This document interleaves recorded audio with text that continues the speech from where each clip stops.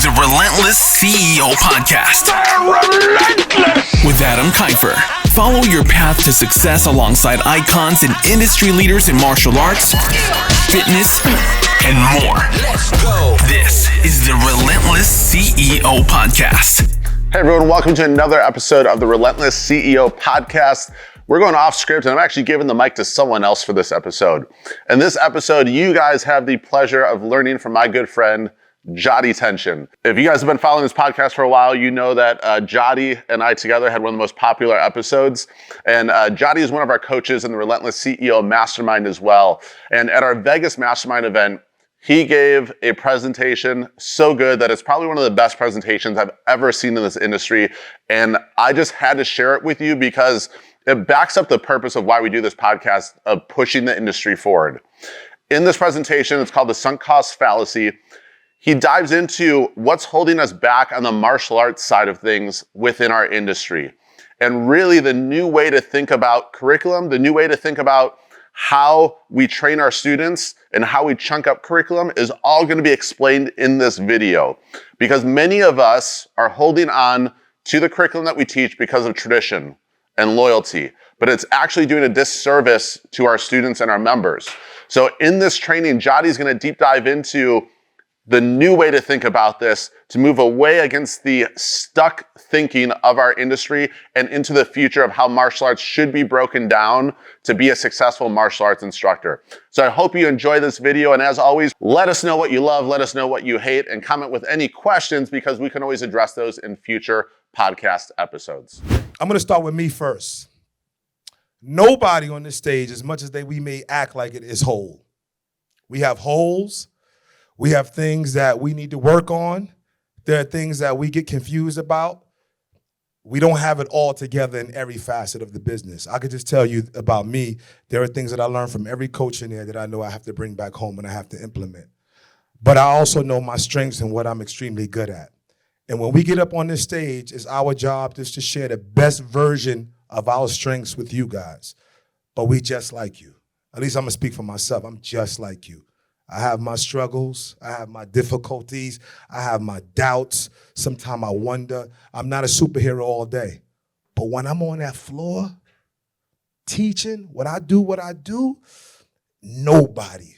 That's my superpower. That's my fingerprint, right? And we all have different strengths. And when we come here today and we hear about the KPIs and Kelly saying the 7 rules and talking about leadership and Bryce and Chris and Adam putting it all together and Travis being the final boss in the video game. We all trying to get to that level, right? We all have our journeys. And so when you see guys, I write this sunk cost fallacy, turning symbols to substance. I don't want you to feel like I'm attacking you. I just want you to understand my mentality that I'm sharing with you. Is everybody following me so far? Yes? So this is the thing about me. Even if I'm teaching, if I'm doing a seminar in my class, I love energy. I'm always going to give you my energy. I don't drink coffee. I don't drink alcohol. But I'm like this every single day, every morning. So is everybody ready to go on? Yes? All right, that's what I'm talking about. DJ, kick that for me, please. There, you see that. See, I got my own DJ right here. Kick Capri.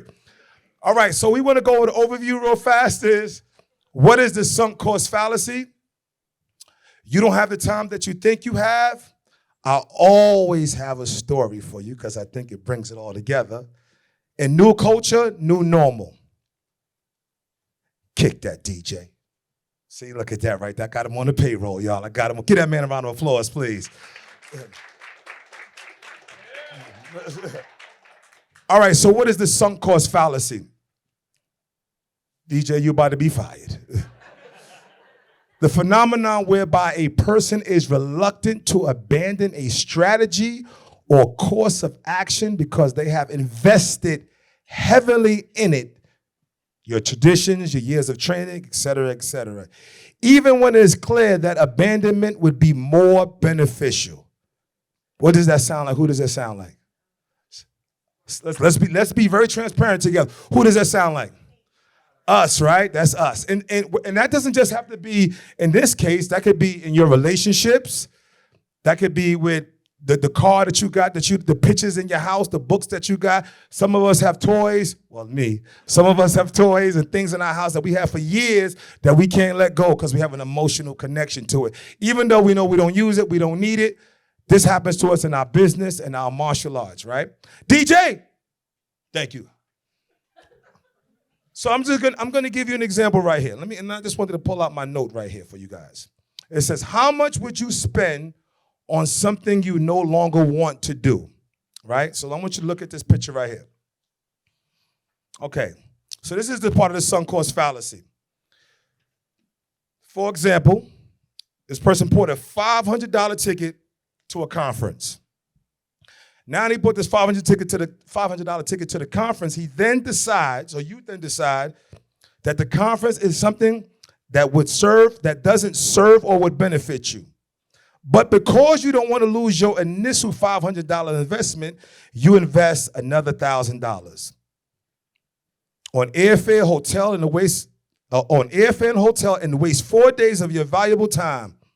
Now tell me, where else do we see this madness like we see in the martial arts?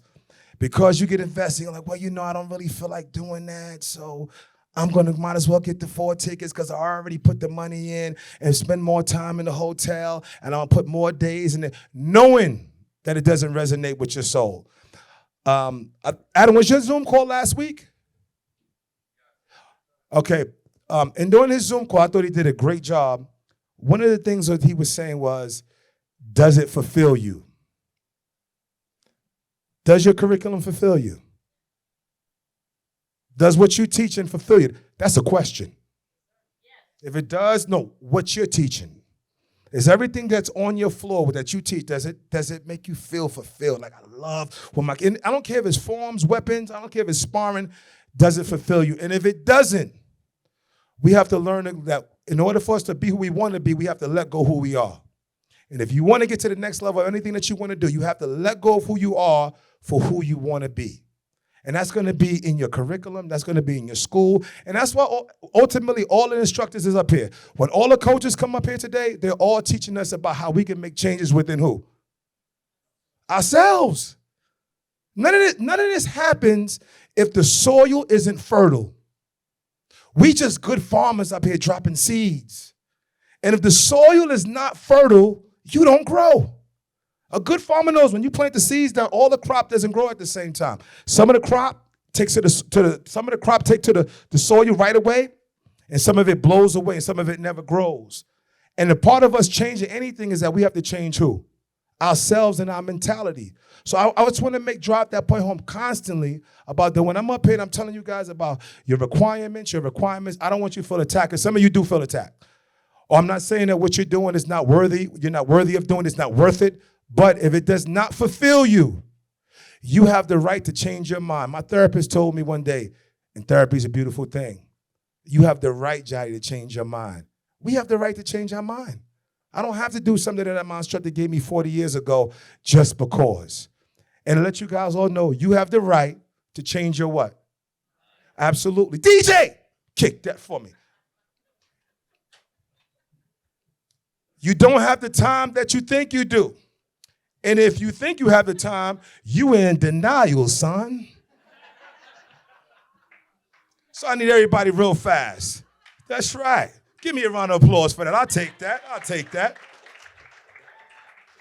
I need everybody, take a picture of that right there, because that's some of us right there.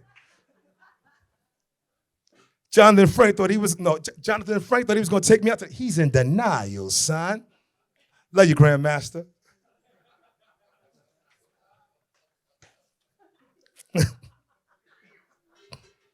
Kick that, DJ. There you go. Are you guys familiar with Dancing with the Stars? Oh, don't act like I'm the only one that watch TV now.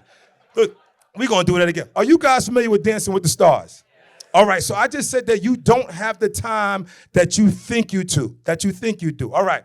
So this is where I really want us to lock in and be clear. This is the KPIs for the floor. You like how I brought that in, right, John? This is the KPI for the floor. And Jonathan, I need your sheet. All right. Yeah. All right, so listen. And in the Dancing with the Stars, These are people who really don't have dance experience, and they're with a professional dancer, one-on-one, meaning they're not sharing a room with 35 students, one-on-one. And they say that the average, they take 4 days to learn the routine with the average of 6 hours a day. 4 days to learn the routine with the average of 6 hours a day. 2 days of dress rehearsal from 8:30 a.m. to 7 p.m. with the average of 45 hours of time spent training just to perform a weekly 90-second performance. No, y'all not hearing what I'm saying right now. I'm going to bring this home because y'all looking at me like, what you talking about? One-on-one training, that's a private lesson. 4 days to learn the routine. How many hours? 6 hours. 2 days of a dress rehearsal from 8:30 a.m. to 7 p.m. Chris Casamas is a part of that right there, 2 days of dress rehearsal. With the average of 45 hours of time spent training just to perform for 90 seconds. So if it takes all of this time just to get proficient for 90 seconds, how much does it take for our students to get proficient? And this is one-on-one with a professional for Dancing with the Stars. But let me tell you what happens. DJ, kick that. When you dancing with the grandmasters, as you can see, I got Jonathan Frank right here, right? As you can see that right there. When you dancing with the grandmasters, now this is what happens. Now this is where the madness comes in from my industry. Jonathan, I want you to notice you got all 10 stripes on each side, beloved. All 10 right there. Now, when you got 25 to 30 students, 2 classes a week, 45 minutes each class for 6 hours a month. DJ, do me a favor. Can you go back one time for me, please? These people have 6 hours a day. So their 1 day is our month. Are we clear about that, right? And they have to do that just to get 90 seconds. So what's our 90 seconds? 90 seconds is your student defending their life in the street. 90 seconds may be that 2-minute match they have to fight in a tournament. But the point is that whatever it is that you're going to have to invest in time in developing them in order for them to be able to perform at a high level. And if this is professionals who have to take someone who doesn't know a lot and deal with them this amount of time, the time that we have is really not a lot. DJ, go back to that one more time, Kid Capri. Ladies and gentlemen, before we go forward, give Kid Capri a round of applause, please. All right. So now we have 25 to 30 students, 2 classes a week at 45 minutes each. Each class, and then 6 hours a month with an average of 18 hours of time spent training quarterly. Can you click that for me, DJ? Your 3-month cycle is misleading. Let me give you an example. How often do we test? Generally? No, I'm not in the library here. How many times do we test? I'm still not in the, y'all sound like we in the library. How many times do we test? Abel, say that to me in Spanish. There you go, my brother. I appreciate that. We got 3 months. So you're training your students, and you know what you think you got? You don't have 3 months. Your 3 months are not really 3 months. They're really 18 hours. You have 18 hours between each cycle. But the fact that we tell ourselves we have, how long? You think you got time. You don't really got time.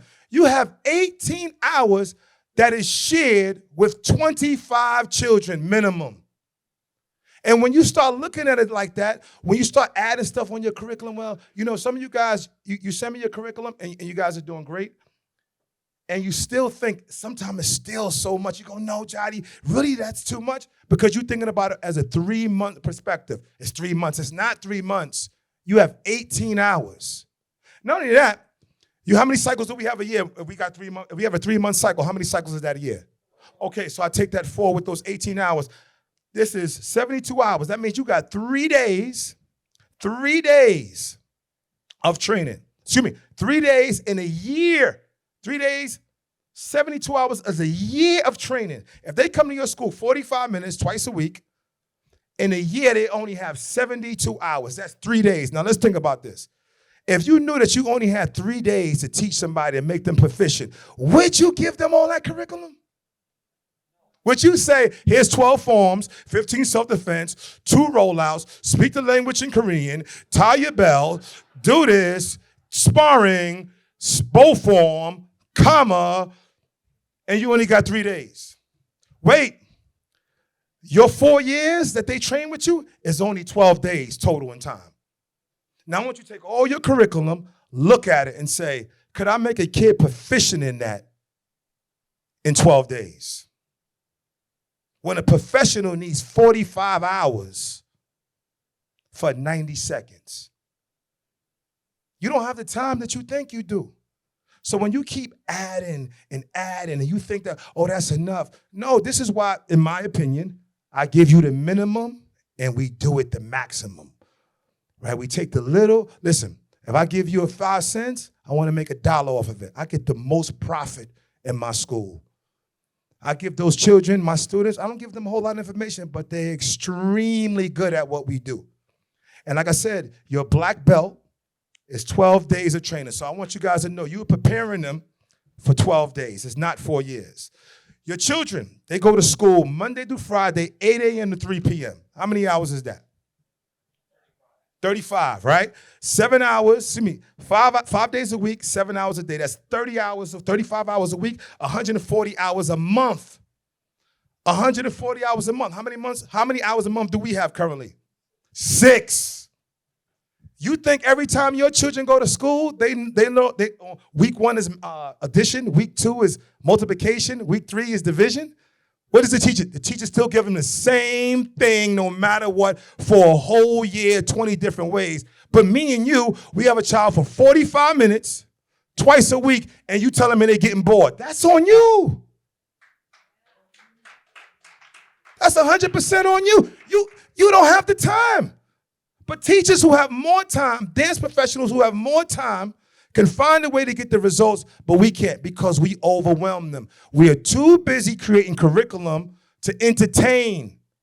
I don't want little Johnny to get bored. You got 45 minutes twice a week. What are you talking about?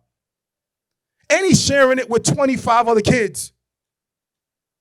So what are we really talking about? We have to become better instructors.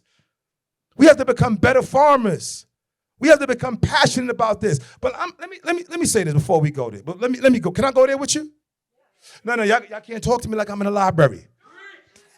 Let me get an amen. Oh, can give yourselves a round of applause, please. All right. So listen up. Children train twice a week, 45 minutes each. Class is 90 minutes a week, 6 hours a month. DJ, kick that for me. Whatever you're not changing, you are choosing. When you look at your curriculum, whatever you aren't changing, you are choosing. Silence is approval. If you look at, I don't really want to take that form. I want you to consider this. Get past your feelings and let's deal with the numbers. How much time do you have? How many reps do you have? And if we keep stacking, we cannot produce a quality product. One of the things that I don't remember his name offhand. What was the gentleman talking about yesterday? He owned the Premier School. What was his name? This is what he said. I don't know if y'all caught this, but I caught this. He said, my daughter is in a school where they treat her really good, but the product is terrible. Did he not say that? But this is the key word. He said it's good for what? For now. I told you. Everybody say, I told you. Cameron, you got to give me, I told you. I told you, the more educated the customer is, the less time he will want to be in our school. He said it's good for now. Only because he has things to do. Is that the clientele that you want in your school that says, I'm only in here for now? You want the clientele that's in your school that goes, I love this place. I love being here. It makes me feel good and I'm productive. DJ, kick that for me, please. No, I don't love kickboxing. This is no shade. This is no shade. I'm going to tell you my story right now. This is no shade at all. Because I know somebody's going to say this is shade. This is no shade. Give me a round of applause. I take that. I take that. I'm going to tell you my story.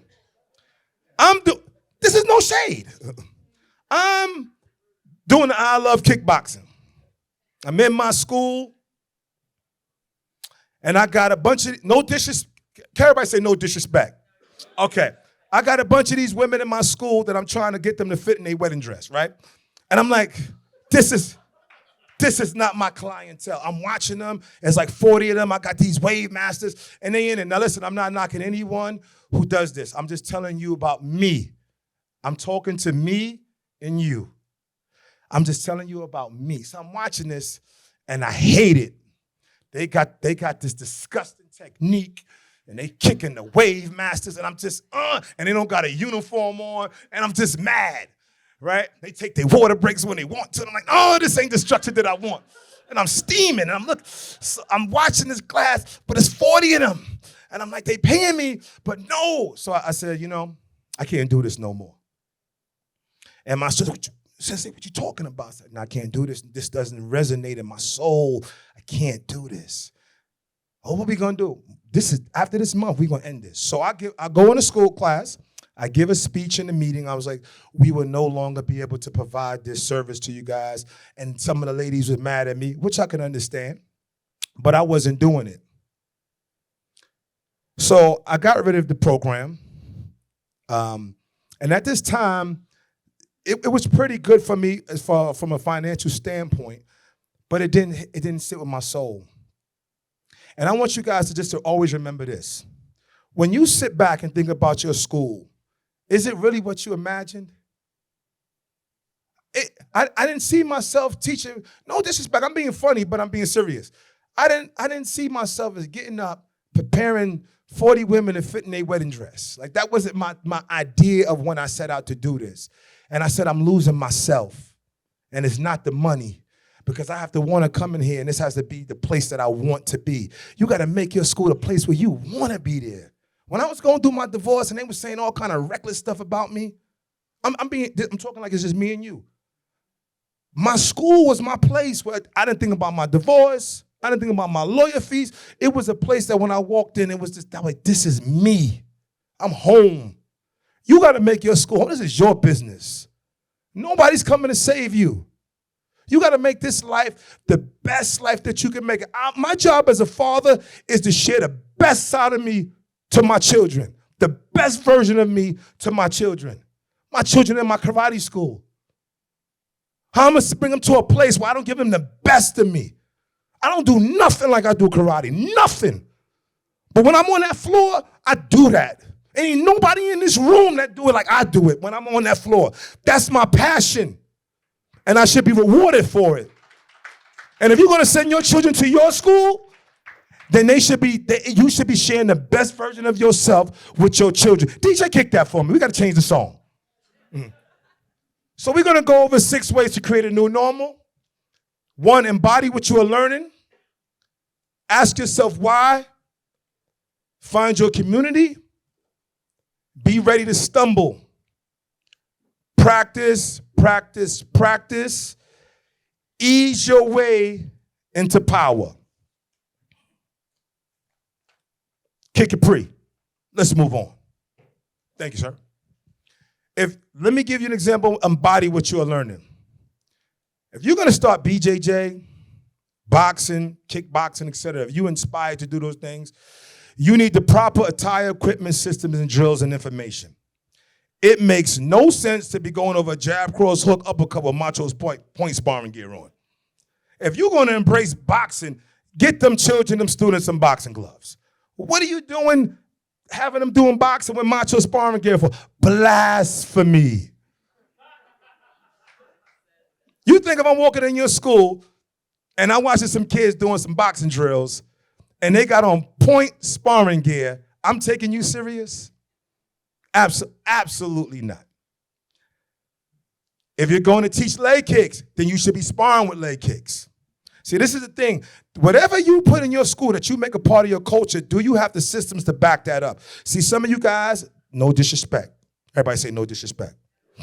Y'all got them in there kicking, they punching, they throwing leg kicks, they looking lovely, and then ask them to spar, they doing points. Does that make sense? Then you know what happens to your curriculum now? Your curriculum. You know what happens to that? It now becomes a symbol instead of substance. Because you're not really doing it for real. You playing right now. And where we come from, they say, stop the cap, right? You're not really telling the truth. If you're going to teach boxing, then there should be boxing in your sparring sessions. Remember, whatever animal you take on, you got to be able to control that animal. If you're going to teach boxing, then you have to embrace boxing and all that comes with it, right? If not, then your curriculum is creating more symbols than it is substance. DJ, can you kick that for me, please? Ask yourself why. Does this resonate with you? Like I told you, I don't love kickboxing, no shade. It didn't resonate with me. That wasn't the culture that I wanted. I didn't care what the money was. That wasn't the culture that sat with me, and I just refused to do it, and I had to remember my why. And my why, when I came to the school, it bothered me, irritated me, drove me crazy, and I couldn't do it anymore. Does it bring you fulfillment? What I do absolutely brings me fulfillment. I love being there. I love seeing the progression of the children to the adults. Are you excited when you teach it? Ask yourself that. What's unfortunate is that I get a lot of phone calls and messages, and I get this. I'm not happy with it, Jody. I'm like, why do you do it then? And then y'all gave me the sunk cost fallacy. Well, I've been doing it for 35 years. I'm a fifth Don. And let me ask you this question. What's the use of rank if you can't make no changes? Imagine being a father in your home or mom, and somebody say, you can't tell your kids what to do because you're doing my system. Now, I don't know about you. I can't tell everybody, but me, that's not going to fly with me, right? So are you excited when you teach it? Because every time, if you're not excited when you teach it, how are you going to teach it to a student? How are you going to be passionate about it if it really doesn't resonate with you, if it doesn't fulfill you? Do you think it is effective? Is it useful? This is a big one. Where's my, right there, straight ahead. I need you to stand up, sir. Yes, you. No, not you. That's you. I like both of y'all. Both can stand up. Let's do this. Do you think it's effective? Yes, you. The curriculum that you told me you would like to change. If they overturn it. If they go to a tournament. Does that fulfill you? Not anymore. You know you have the right to change your mind. Okay. Listen. Hold that thought. DJ.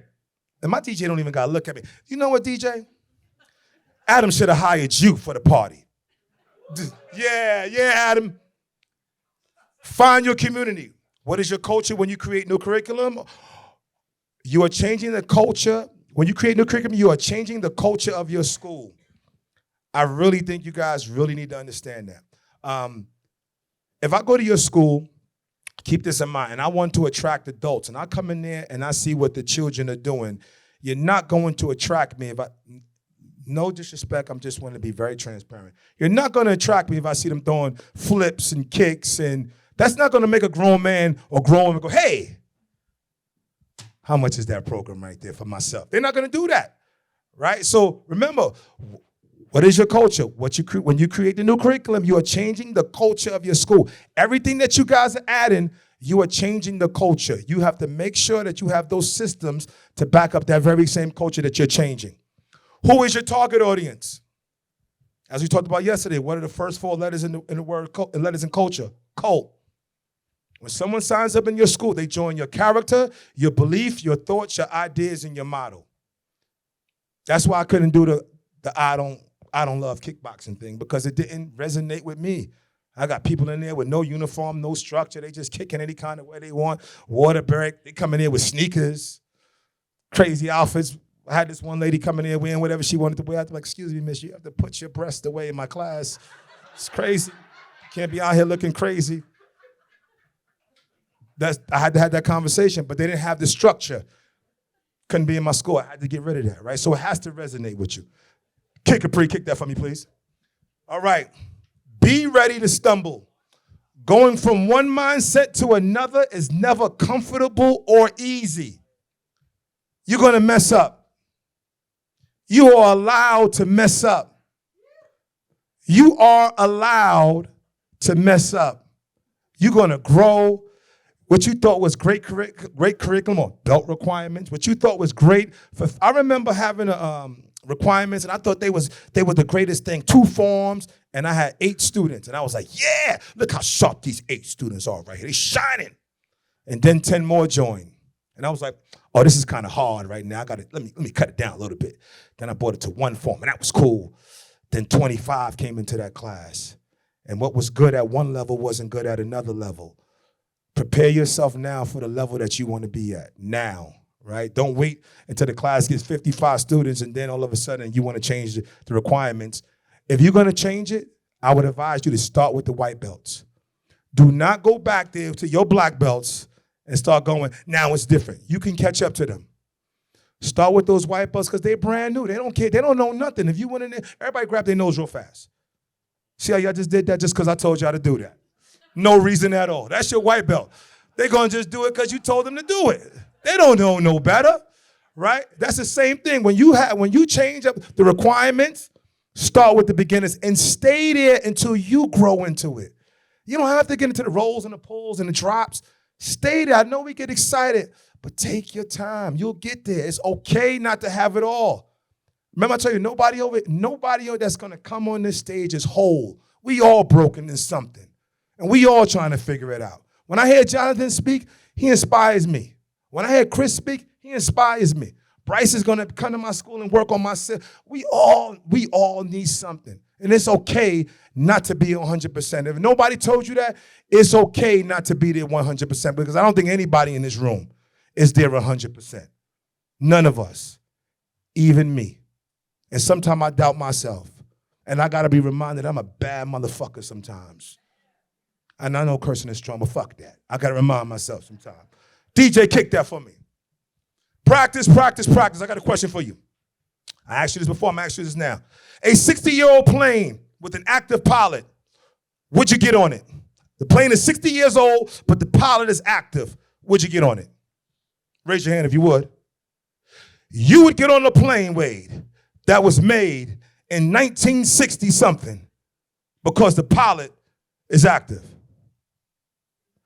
Y'all say condolences to Wade. God bless you. It was nice knowing you. Okay. Just Wade. Anybody else? Okay. A 2023 Boeing 747 with a pilot who hasn't flown in 20 years. Brand new plane, but this dude hasn't flown in 20 years. But the plane got all the bells and whistles. Would you get on and stand up? Oh, wait a minute. Y'all telling me y'all wouldn't get on that hot to death plane with the TVs on it because the pilot hasn't flown in 20 years. Okay. How about that 2023, brand new, the kind of plane that Jonathan would get in, right? With an active pilot. Would you fly that?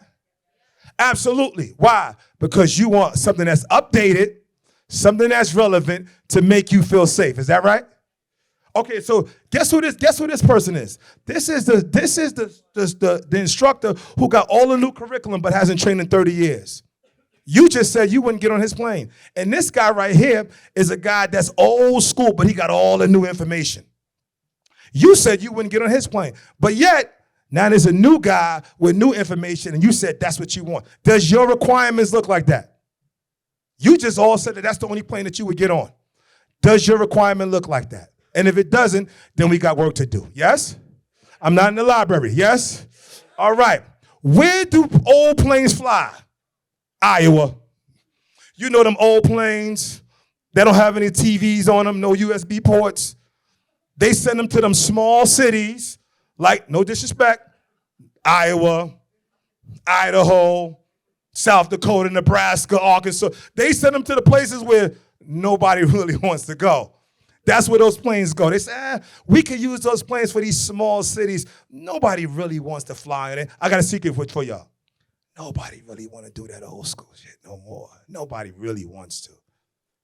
If you allowed them to have their opinions, they would tell you they want their stuff to be up to date and be more modern and more useful, right? It is foolish to expect your students to follow your advice and ignore your example. How many instructors train in here? No, listen. Train. I'm talking about you sweating, the burpees is crazy, you training, you sparring, you getting the work in, you slapping fives, you're like, yo, let's work, man, I'll see you tomorrow. How many of you working with your students? Training with your students. Your students have so much respect for you when they see you mess up in front of them. I got a rule in my school, no hands on head, no hands on the hips. So we sparring one day. I got a thing I call stamina for sale. We do 24 rounds, 3 minutes with a 30-second break. No water break between.